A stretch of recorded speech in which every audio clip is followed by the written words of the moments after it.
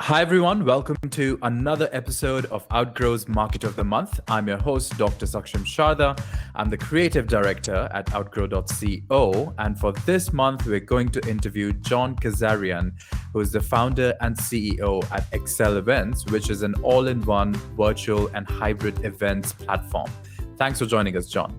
Yeah, thanks for having me on. So, Jon, we're going to start with a rapid fire round just to break the ice. You get 3 passes. In case you don't want to answer a question, you can just say pass. But try to keep your answers to one word or one sentence only, okay? All right, let's do it. Okay, so the first question, how long does it take you to get ready in the mornings? 2 minutes. Most embarrassing moment of your life? That's a tricky one. I'll pass on that. How many hours of sleep can you survive on? 5.5. Fill in the blank. An upcoming marketing trend is blank. Virtual events. The city in which the best kiss of your life happened. You're going to get me in trouble with this one. Boston. Okay, pick one, Mark Zuckerberg or Jack Dorsey. Zuckerberg. The first movie that comes to your mind when I say the word ambition. Jaws. When did you last cry and why? Last cry. 2 years ago. Death in the family. Mm-hmm. The biggest mistake of your career. Thinking I wanted to go into finance. How do you relax? Getting on the water. Anything on the water. How many cups of coffee do you drink per day? 2. A habit of yours that you hate.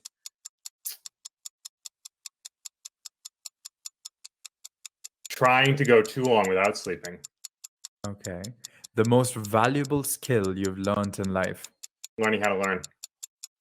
And finally, the last question is your favorite Netflix show. I don't even know if this is on Netflix or not, but Billions. Okay. Everyone says that. Like, they just go for their favorite show and they're like, I don't even know whether that's on Netflix, but this is what comes to my mind. Okay, well, that's the end of the rapid fire round. And you scored 9 on 10 because you had 1 pass. So you just win a car. Just kidding, you don't. But all right, let's go on to the bigger questions. The first one is, how do you compete with platforms like Google Meet, Zoom, Microsoft Teams that are entering your field or trying to enter your field or have been in some part of your field before? Yeah, definitely. So those types of platforms, they're much more designed for the type of interaction you and I are having right now. Small group settings, often internal meetings, or more one-on-one settings that could be like a sales conversation, something like that. Where platforms like ours really strive is when you're talking about larger format events where there's multiple concurrent activities going on. So different opportunities for networking while having content distribution, opportunity for sponsors and exhibitors to interact, and really bringing the entire audience together to engage one another beyond just chatting. So could you tell us more about Accelevents in general? Like, how did you get around to building it in the first place? Yeah. So we started in the fundraising space. And after a couple of years of that, we moved into more of the ticketing space, really out of demand from our customers. They wanted an all-in-one solution for all of their fundraising and ticketing needs. And as we started to build the ticketing solution and that became more robust and more competitive, we then started to focus on more for-profit organizations and businesses, concerts, festivals, trade shows, and the like. And then March of 2020, the world shut down. And at that point, our option was either to buckle down on the fundraising side of the business or to pivot. And we decided to pivot pretty quickly. Turned out to be the right decision. And since then, we've grown immensely. Sure. And what do you see will happen to do you think in some way at all it was good that the pandemic, well, that's a terrible thing to say, but for the events industry, do you think there's going to be a renaissance in the events industry after, physical events come back? Do you feel there were too many conferences before the pandemic happened? I don't want to make the claim that there was too many. That said, I think there are some conferences that aren't ever going to come back. But Hmm. the bigger opportunity here is that events are a tremendous way to access your audience, to build a sense of community, to establish yourself as a thought leader in the industry, and to build partnerships. But actually facilitating in-person events is incredibly expensive and time consuming. You got to convince your audience to often travel halfway around the country, if not halfway around the world. Where virtual events step in is there a mechanism for you to re-engage that community and that audience at a much higher frequency. So what we see is that there's going to be, and we're already seeing this today, a meshing of those in-person experiences and the virtual experiences in putting together that event program throughout the course of the year. As to the beginning of your question, I mean, do I think that the industry was ready for a shakeup? Yeah, I mean, if that wasn't the case, then we wouldn't see the continued success of virtual events that we're seeing today. So what's one other thing that's going to stay because of what the pandemic did to the events industry? What's one other new thing that you expect to stay on or to be born in events 2.0 that we're going to see after the pandemic? In events 2.0, well, there's been this sort of meshing between event professionals, event marketing professionals, and growth marketers over the past year and a half, in that growth marketers who are very data centric and event professionals who are very good at creating experiences, they've come together. And all of a sudden, there's all of this data available to really show the value and the worth of these events that are being put on. And there's an opportunity for events to not just be looked at as a cost center within an organization, but to be really looked at as a mechanism of growth and acceleration for a business, and the data there to back that up and to prove that. So on a go forward basis, what we're already seeing, and this is going to continue to evolve and improve, is that events are going to have that data to prove their value. And even with the return to in-person experiences, that level of data and access is going to be much more relevant and necessary. Fair. And could you tell us more about any maybe data-driven decisions that you've had to take during the past year, or the ones that you're going to take in the future years? Are you asking more from the perspective of us as a business, or customers? Yeah, from you as a business, and also like, well, the customers thing that you were talking about earlier. Yeah. So for us as a business, this industry is it's moving so fast and evolving so quickly that we're constantly looking at data and making decisions around that. Different pieces of information that we're always looking at are, one obvious example is the number of people who register for an event versus the number of people who actually show up for that event, and what we can do to help our event organizers to improve that number, to increase the number of people who actually register that then end up showing up. And at the same time, helping them to increase the number of people that actually register for their events in the first place. On the front of organizers, I mean, the type of information that organizers are seeing is that the number of people who are registering or attending these events in the first place is significantly larger. And that's right off the bat, that's because of the accessibility that these virtual events provide. And one thing that I'm very interested to see is the opportunity for virtual events to initiate the building of that community for an event, and then the number of people who got brought into that ecosystem because of the virtual event that ultimately attend the in-person experience. Speaking of which, could you tell us about one marketing campaign for Accelevents that you'd really like that you've done in the past? Yeah, so one campaign that we're particularly proud of is our Event Talk Live series. This is a monthly event series that we host actually on our own platform, and we invite thought leaders from the industry and partners, different companies we integrate with or that we work with in one fashion or another, to come and promote themselves within this event. And it's really there just for the community itself. We're not promoting our product in any way other than the fact that our product is used to host the event, but it's really that learning opportunity to bring the community together. And again, this is an industry that really shaken up over the past year. So anything that we can do to help out that industry is something that we're proud of.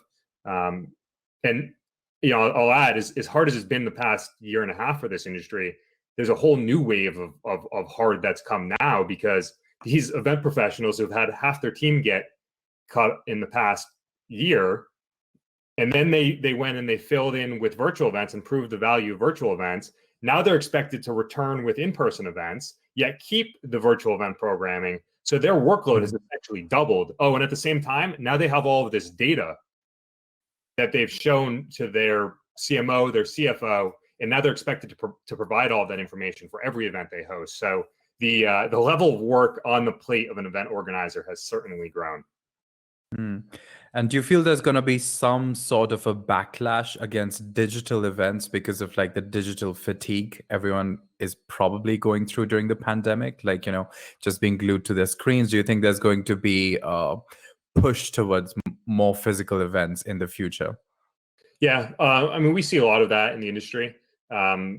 People speaking of that, and certainly, I mean, look, I started this company because I like hosting events, I like participating in events, and those were in-person events. There's room for both, and there's a need for both. And yes, I love going in person and chatting with people face to face, but I also love the fact that I can participate in 4 virtual events in 1 week and access the sessions that are of most interest to me and really learn from those opportunities without having to travel halfway across the country, burn, you know, a day on either side for travel. So I think the benefits outweigh the costs. And definitely, like when people say that one can network more in physical events, but I think we're seeing platforms like yours that also allow probably a stronger level of networking. So could you probably talk a little bit more about networking in both virtual and physical events? Yeah, definitely. So for certain people, in-person networking comes really easy to them, but not to everybody. And the people who it comes really easy to are the ones who often are the most outspoken about the return to in-person events. But there's a very large conglomerate of people who just don't feel comfortable in those settings. They don't even want to go to the event because trying to figure out which table they're going to sit at during lunch is uncomfortable. And that's completely understandable. And there's a whole bunch of people who have learned through digitization over the past 20 years how to interact with people online, and that's natural and that's comfortable to them. And even having a conversation like you and I are doing right now, like it's easy because the ice was broken. It's not like you have to sit at the table and start the conversation, and technology can make it easier to do so. Frankly, we can thank the dating apps for that. I mean, they really made it clear that it's easy to meet somebody online, and they have prompts to make it easier to do so. And once the conversation has started, it's easier to run with it. So you know, it's a different avenue for different people, and it's an accessibility play again. For sure. I mean, speaking of dating apps, I think Tinder also introduced video chatting during the pandemic, and they're planning to keep it now that the pandemic's over. There you go. All right. So what do you think of, speaking of apps, what do you think of social audio platforms and their rise and maybe their fall? What do you think of Clubhouse? Yeah, I got on the Clubhouse train, I think around New Year's. I probably got off of it by the end of January.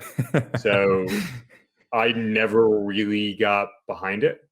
We did try using it as a mechanism for building community, and certainly we did get some benefit out of it. We met some people that we then invited to speak at our own event. But for me personally, it just doesn't do it. For sure. I think it didn't work quite well for me as well, but there was quite a craze about it like in the beginning, and I wonder whether that was just a marketing craze. I mean, it still exists, so there's that, but it doesn't have the fire that we expected it to have. Yeah. Well, in January, we were all also just itching for any sort of human social activity that we could get, and it was good for that. And you wouldn't say it was an attempt to make a new social network because social networks are so profitable? Because I think we've seen a lot of new social networks pop up as well, like BitClout. I don't know whether you've heard of BitClout. Yeah, I've got a profile on there. Oh, yeah, same. I think that, well, I guess I think about how I interact with those different tools. And if I'm scrolling through Facebook or Instagram, I mean, I'm usually doing it like a passive setting. I'm waiting for, you know, Uber or something like that. And I almost always have my audio off. So for me, it just wasn't really a mechanism that worked well. If I'm in a scenario where I can have my audio on, I'm probably at my computer. And in that case, it's not really something I can do passively. So what do you think about live events as opposed to events that are pre-produced? What kind of events do you usually see when you're like working with these people? Yeah, so it's a mix. One thing that virtual events are really good at is content-heavy events, where there is a lot of simultaneous content, a number of different tracks and sessions going on. And it's also a great way to archive all of that content and continue to make it available.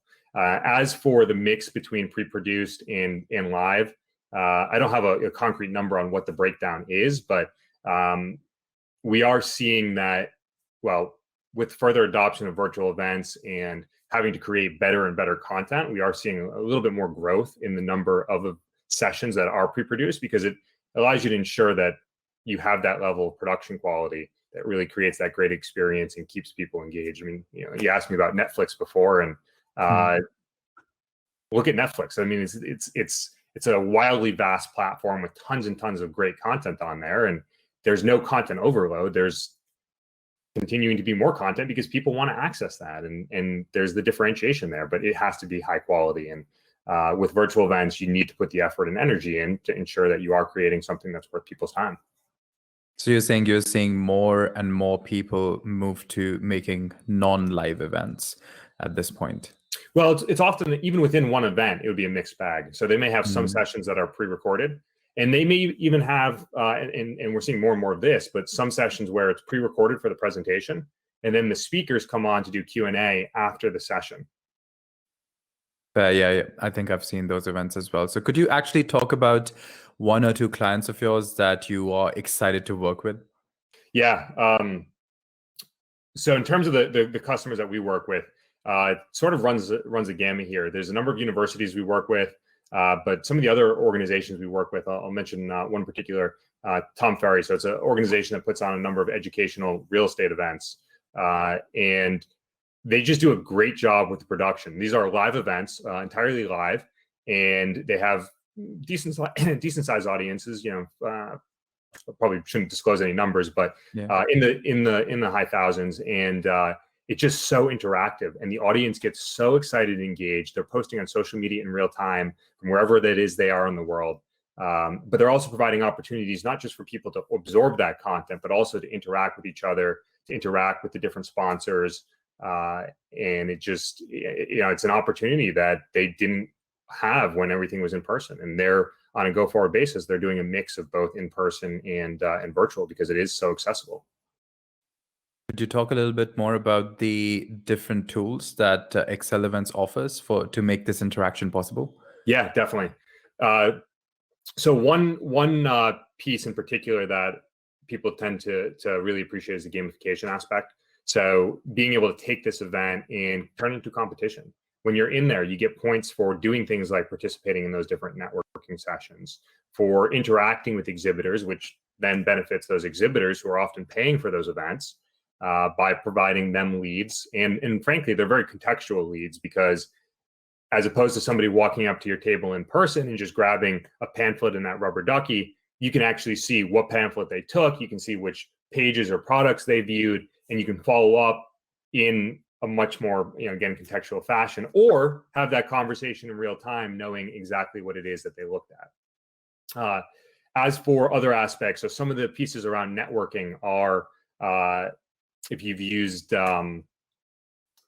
like chat roulette, for example, the speed dating aspects of being able to get matched with somebody and chat with them for a couple of minutes, and having those matching algorithms use data like your interests, which sessions you've attended, or other aspects of your registration process as mechanisms for that networking interactivity.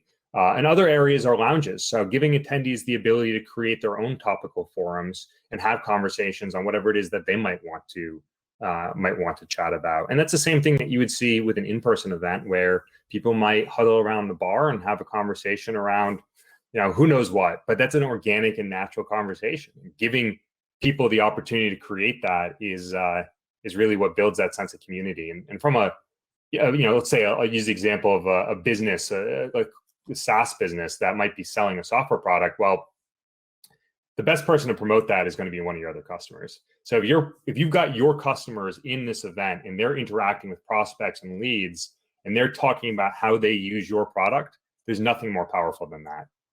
And this is just such an accessible format for people to do just that.